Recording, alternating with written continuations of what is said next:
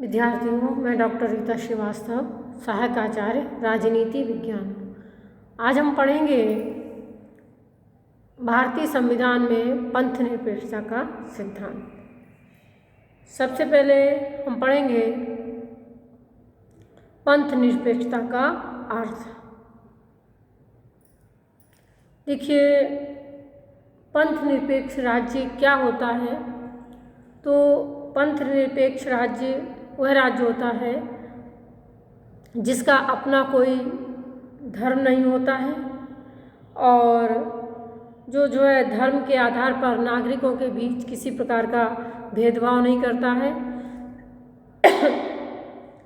और धर्म को जो है प्रत्येक व्यक्ति के आंतरिक विश्वास की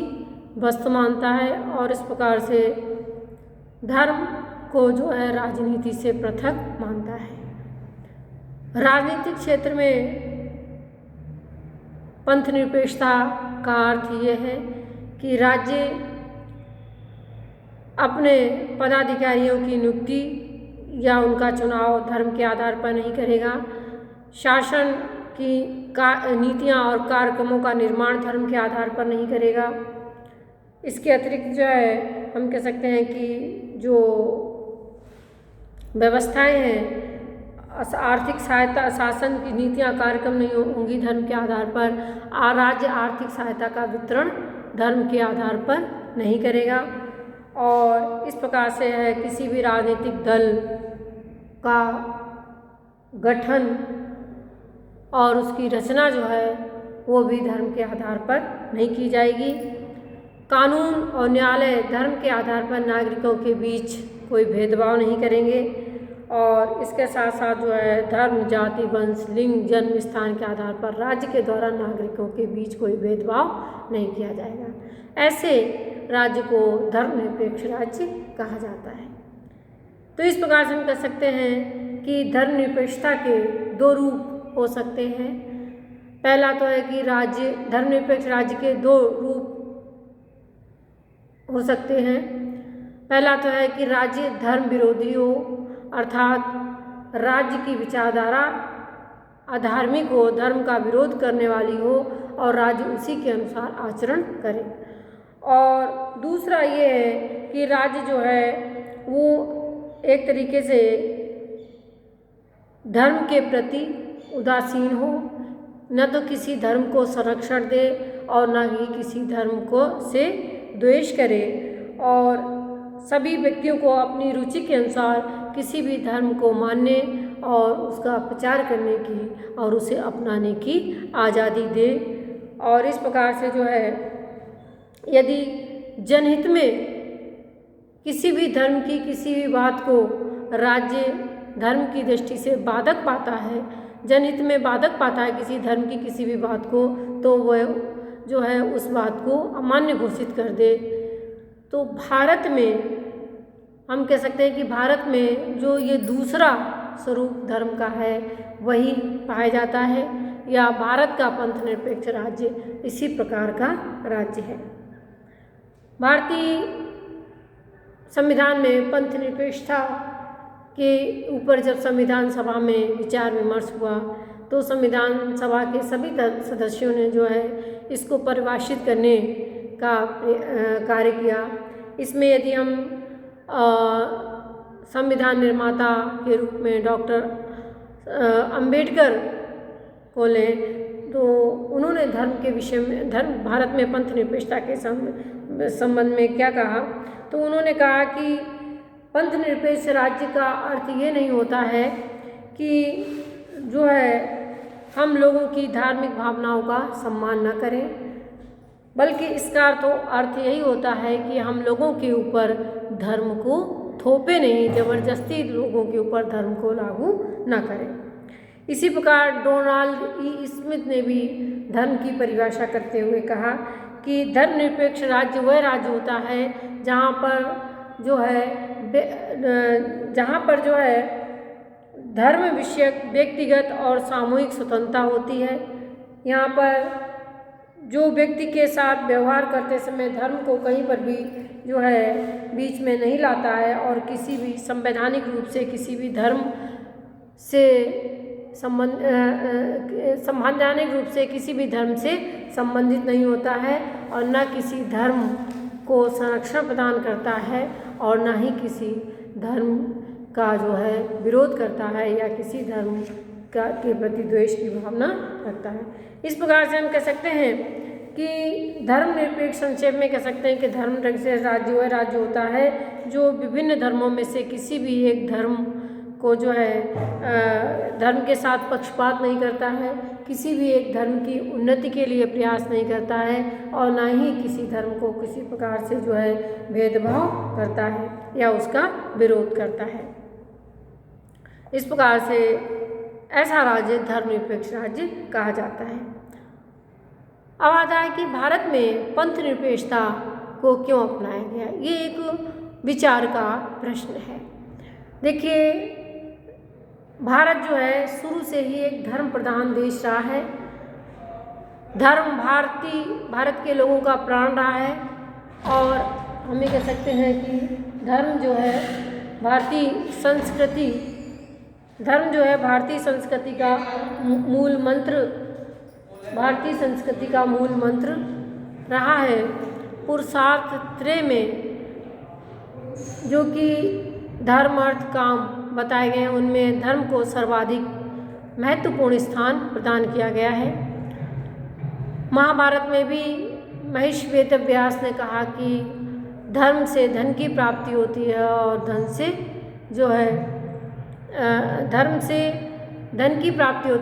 से काम की प्राप्ति होती है। तो ऐसे भारत में धर्मनिरपेक्षता के सिद्धांत को क्यों अपनाया गया या धर्मनिरपेक्षता के स्वरूप को भारतीय संविधान के द्वारा क्यों अपनाया गया, इसके पीछे क्या कारण रहे।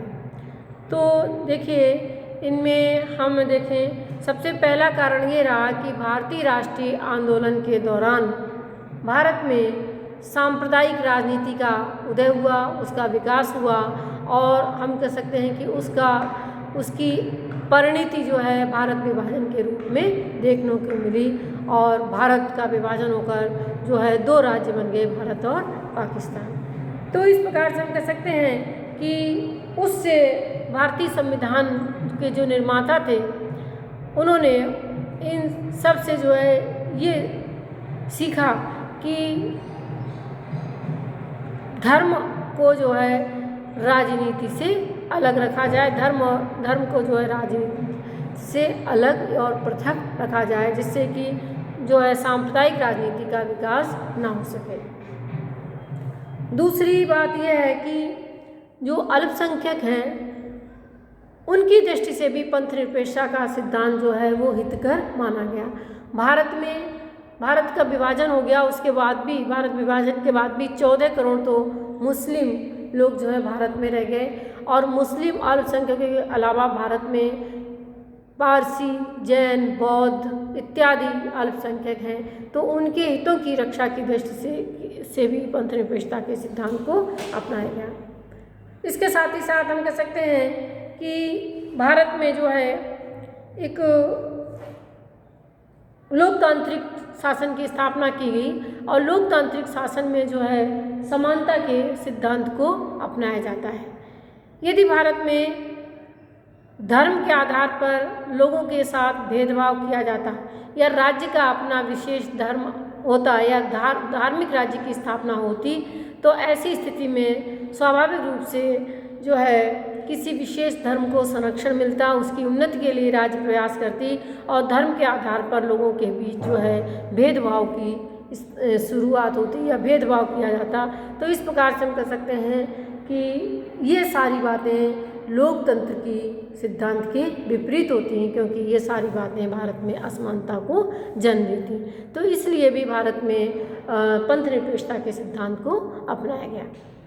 और नेक्स्ट है कि भारत में जो है लोकतंत्र का आधार व्यक्ति के अधिकार होते हैं। लोकतंत्र का आधार व्यक्ति के अधिकार होते हैं और व्यक्ति के अधिकारों में व्यक्तिगत स्वतंत्रता सबसे महत्वपूर्ण अधिकार होता है और धार्मिक स्वतंत्रता व्यक्तिगत स्वतंत्रता का ही एक अंग होता है। तो इस प्रकार से जो हम कह सकते हैं कि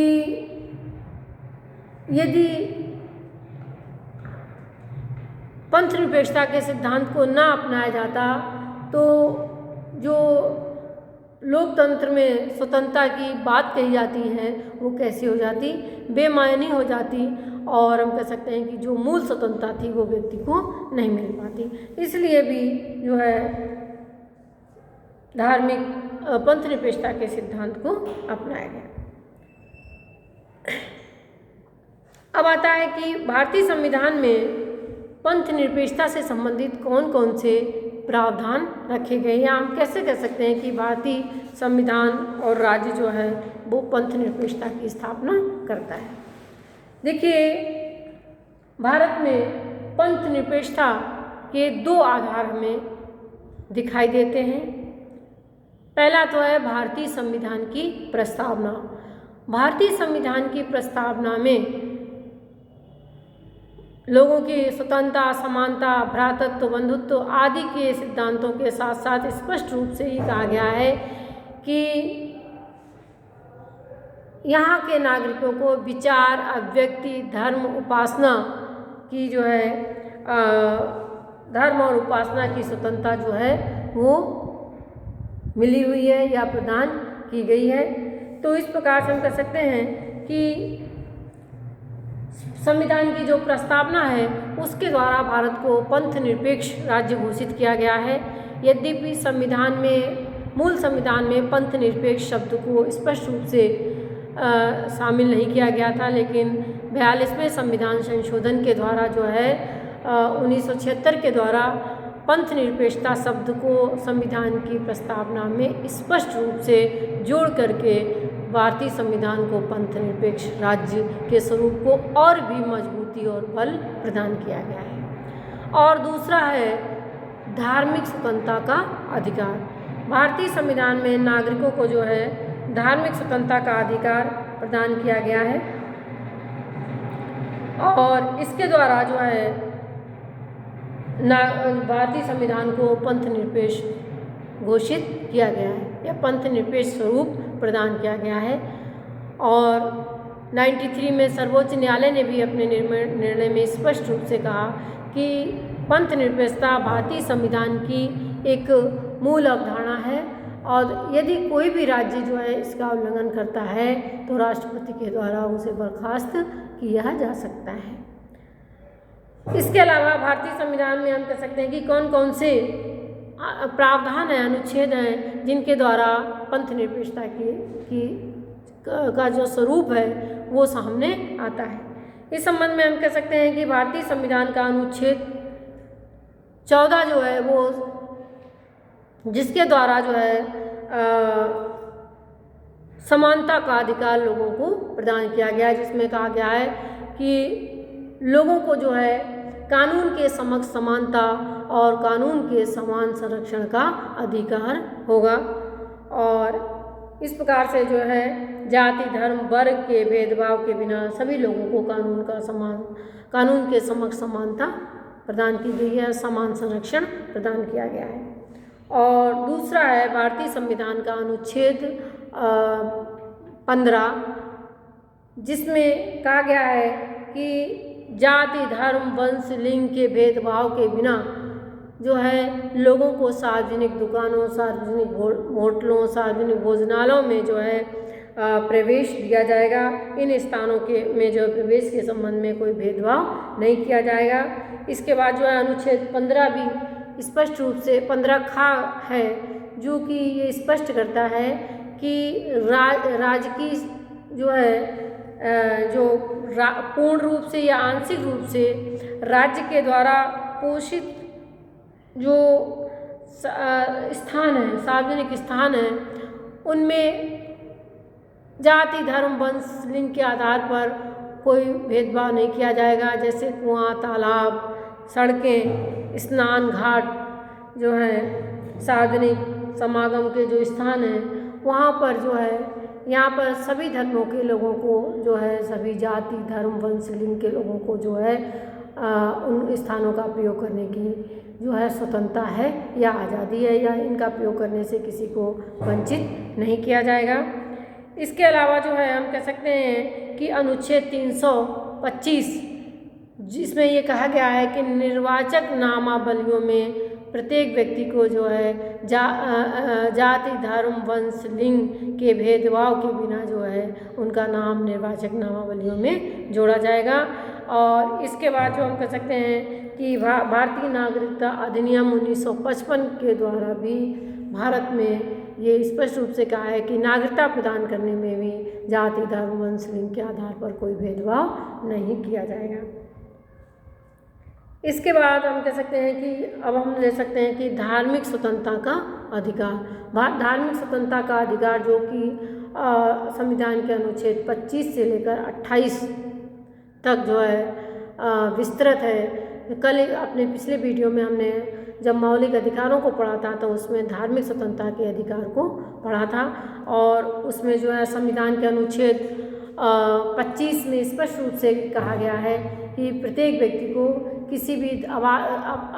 प्रत्येक व्यक्ति को अंतःकरण की और किसी भी धर्म को अबाध रूप से मानने, उसका प्रचार करने और उसके अनुसार जो है कार्य करने की स्वतंत्रता है। अनुच्छेद 26 के द्वारा प्रत्येक व्यक्ति को जो है सभी धर्म के लोगों को अपने धार्मिक मामलों का प्रबंध करने का अधिकार प्रदान किया गया, जिसमें ये कहा गया, कई बातें कही गई कि जो है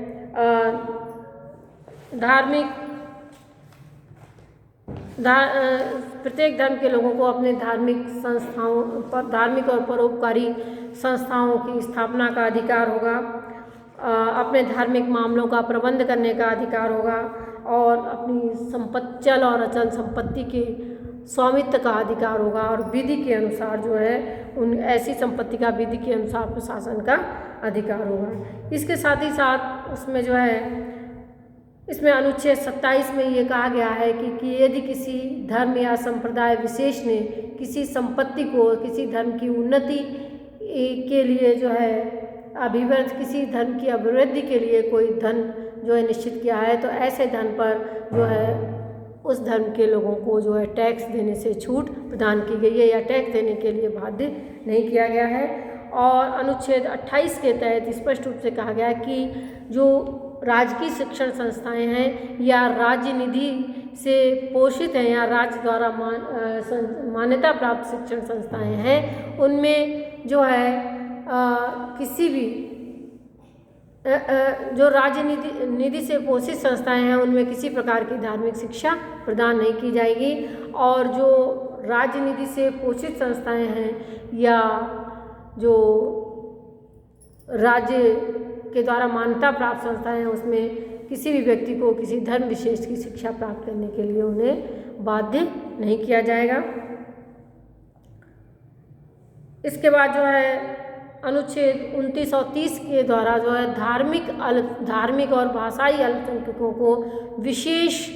जो है सुविधाएं प्रदान की गई हैं, और जिसमें स्पष्ट रूप से ये कहा गया है कि अनुच्छेद 19 के द्वारा कि किसी भी अल्पसंख्यक, चाहे वो भाषाई अल्पसंख्यक हो चाहे वो धार्मिक अल्पसंख्यक हो, उन्हें अपनी भाषा, लिपि, संस्कृति आदि का संरक्षण करने का अधिकार है। और अनुच्छेद 19 में भी जो अनुच्छेद 30 में स्पष्ट रूप से कहा गया है कि भाषाई या धार्मिक अल्पसंख्यकों को अपनी रुचि की शिक्षण संस्थाओं को स्थापित करने का अधिकार है। तो ये सारे प्रावधान जो है वो भारतीय संविधान को पंथ निरपेक्ष स्वरूप प्रदान करते हैं।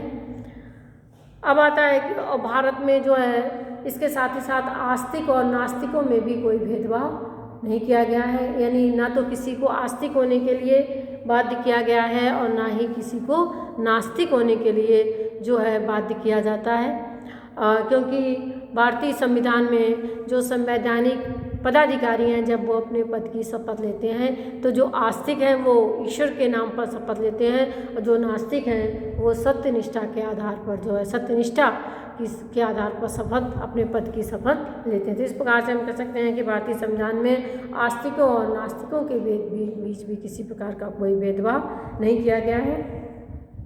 भारत में स्पष्ट रूप से जो है पंथ निरपेक्षता के सिद्धांत को अपनाया गया है। 1954 में जो है दिल्ली में बौद्ध धर्म सम्मेलन आयोजित किया गया, और इसी प्रकार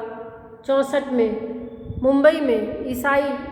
सम्मेलन आयोजित ईसाई धर्म सम्मेलन आयोजित किया गया और जिसको सफल बनाने के लिए राज्य ने उन्हें आर्थिक सहायता उपलब्ध की और प्रशासनिक सहयोग भी प्रदान किया गया। तो इस प्रकार से हम कह सकते हैं कि भारत में पंथ निरपेक्षता के सिद्धांत को अपनाया गया।